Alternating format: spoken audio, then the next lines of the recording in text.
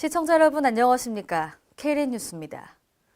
이낙연 국무총리가 지난 6일 전북 김제를 찾았는데요. 자동화된 유리온실에서 일본 수출용 파프리카를 재배하며 농산물 산지 유통센터를 운영하고 있는 현장을 방문했습니다.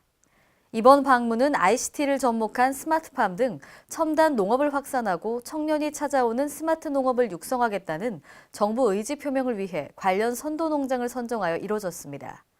이 총리는 먼저 현장을 방문해 파프리카 재배 현황을 소개받은 후 파프리카 생산, 선별, 포장 과정을 둘러보면서 농업인을 격려하고 애로사항을 들었습니다. 이 총리는 주 농산과 같은 젊고 선도적인 농가들이 개선 사항을 보급하고 확산해 줄 것을 당부했으며 정부도 관련 제도 개선이나 기술 개발 등을 지원하겠다고 밝혔습니다. 인천광역시가 중국 지린성 창춘시와 헤이룽장성 하얼빈시 등 북방도시와 교류, 협력을 강화하기로 했습니다. 유정복 인천시장이 지난 4일부터 두 도시를 방문하는 출장을 마치고 지난 6일 귀국했습니다. 유 시장은 지난 4일 중국 창춘시를 찾아 류창룽 시장과 우호 협력 관계를 증진하는 방안을 협의하고 우호 협력 관계 비망록을 체결했습니다. 당일 인천상공회의소도 창춘시 국제무역촉진위원회와 전략적 협력 협약을 맺었습니다. 또 하얼빈시를 방문한 유 시장은 지난 2009년부터 지속한 우호결연 협정을 보다 강화하기로 뜻을 모았습니다. 정세균 국회의장이 전북을 찾았습니다. 지방 분권과 개헌의 중요성을 강조했는데요. 전예은 기자입니다. 전북도를 찾은 정세균 국회의장이 어느 때보다 개헌 가능성이 높다며 개헌의 핵심은 자치분권이라고 밝혔습니다.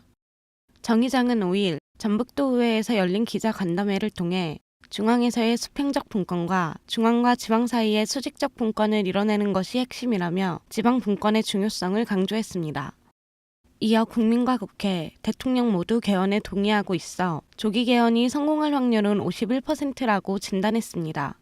또한 지방선거와 개헌 국민투표가 동시에 이뤄지면 약 1,200억 원 정도 절약될 수 있다며 6.13 지방선거와 동시투표 필요성을 역설했습니다. 정 의장은 지방 분권과 관련해 자치입법권과 재정권을 확대하는 것이 좋겠다고 말했습니다. 지방 분권이 가능한 그런 개헌을 해놓고 실제로 지방정부를 어떻게 운영하느냐 하는 것은 국민들의 수용성을 봐가면서 개혁을 추진해 나가면서 점차 권한을 늘려나가는 게 좋겠다. 한편 정 의장은 새해 신년사를 통해 2018년 제헌 70주년을 맞이해 국회는 헌법 개정 등 대한민국 미래 100년의 토대를 쌓는 일에 심혈을 기울이겠다며 개헌을 강조한 바 있습니다. KLN 전예은입니다.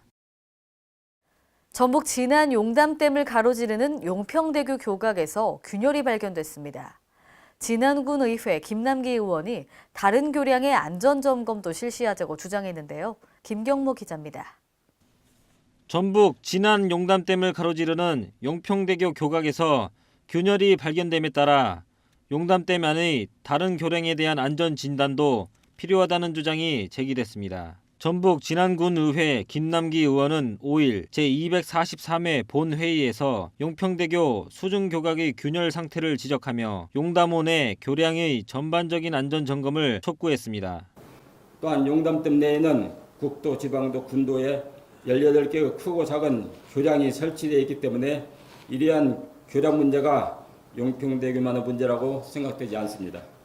이번 기회에 용담호 내에 있는 익산 국도청, 전라북도, 진안군이 관리하는 18개 교량 전체에 대해 안전점검을 실시할 필요성이 있다고 생각됩니다. 한편 용평대교는 대구평에서 세동간을 연결하는 국도 30호선에 총 길이 550m로 신설된 교량으로 준공된 지 17년이 지나 안전점검의 필요성이 대두되고 있습니다. 이에 익산지방국토관리청은 올해 상반기 내 정밀 분석을 실시해 균열 원인 분석 후 보수를 시행할 계획입니다. KLN 김경모입니다. 항공정비 사업을 체계적으로 지원하기 위한 범도민 총괄협의체가 구성되는 등 사업 추진이 본격화됩니다. 경남도는 지난 5일 도정회의실에서 항공 MRO 사업의 체계적 지원을 위한 범도민 실무협의회를 개최했습니다. 항공 MRO 범도민 총괄협의체는 사업을 구체화하고 기관별 역할을 분담해 항공 MRO 사업 추진을 체계적으로 지원합니다. 경남도는 항공 MRO가 성공적으로 추진될 수 있도록 산업단지의 조속 승인, 항공정비 인력 양성 지원을 위한 도비를 지속 지원합니다. 이 사업은 올해 상반기에 MRO 전문법인을 설립한 후 1단계로 사천시 사천읍 용당리 일원에 3만 제곱미터의 MRO 산업단지를 조성해 종합 경남고를 설치하고 초도기 정비를 시작합니다. 전북 고창군이 수해로부터 안전한 도시지역 만들기를 추진합니다. 고창천의 침수 피해로 인해 그동안 주민들을 불안하게 했었는데요. 이번 도심 침수 예방 종합사업과 노동지구 수리시설 개보수 사업을 통해 시민들의 안전을 확보할 수 있게 됐습니다. 홍재희 기자입니다. 전북 고창군은 침수 피해로 오랜 세월 동안 주민들을 불안하게 했던 고창천에 고창지구 도심 침수 예방 종합사업과 노동지구 수리시설 개보수 사업 시행으로 실마리를 풀게 됐습니다. 고창천은 1992년 고창천 기본계획 수립 후 방치하다시피 해왔던 곳으로 고창천 상류 노동저수지구 노후시설, 저류시설 정화 등으로 집중호우 시 하천이 범람해 주택과 상가 등이 침수 피해를 입고 있어 대책이 필요한 곳입니다. 이에 따라 고창군은 국가 예산 716억 원을 확보해 오는 2022년까지 고창지구 도심 침수 예방 종합사업과 노동지구 수리시설 개보수 사업을 추진해 수해로부터 안전한 도시지역 만들기를 추진합니다.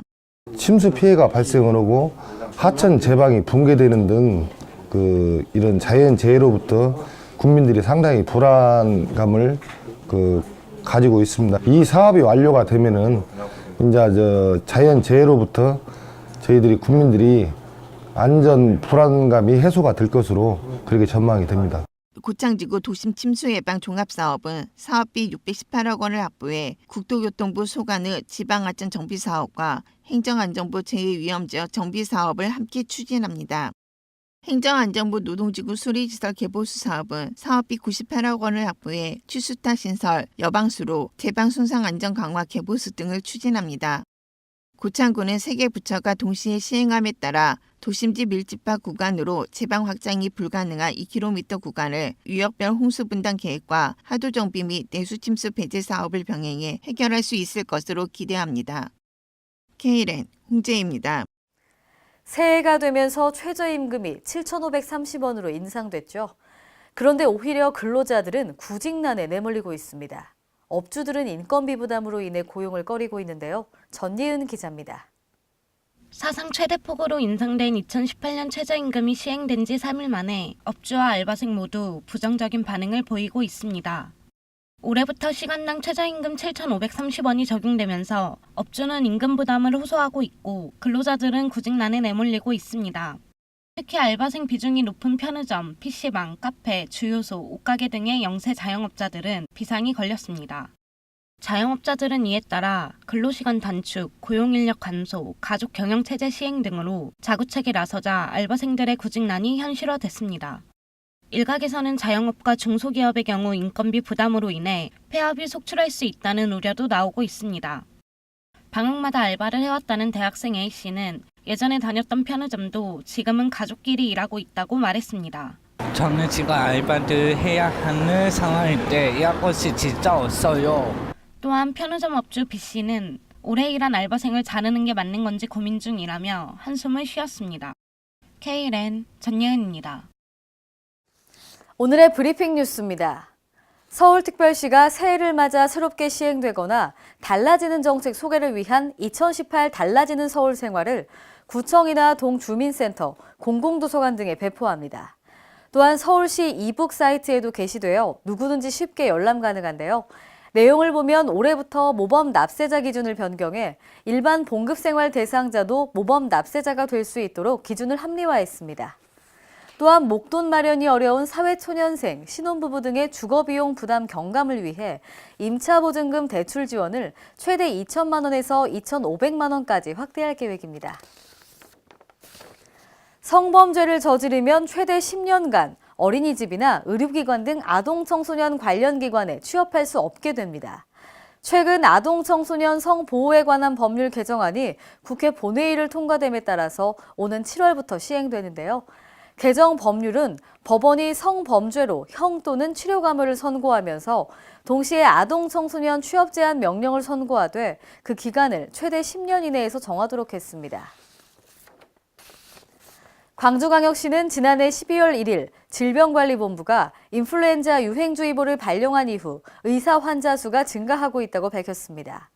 광주시에 따르면 인플루엔자 의사 환자 수가 전국적으로 52주차에 71.8명으로 증가하고 있으며 광주는 46.7명으로 예방접종과 개인위생수칙 준수가 필요한 상황입니다. 광주시는 인플루엔자가 지속적으로 증가하는 추세로 임신부, 만성질환자 등 우선 접종 권장 대상자 중 미접종자는 지금이라도 인플루엔자 예방접종을 받을 것을 당부했습니다. 이상으로 K랜 뉴스를 마칩니다. 시청해주신 여러분 고맙습니다.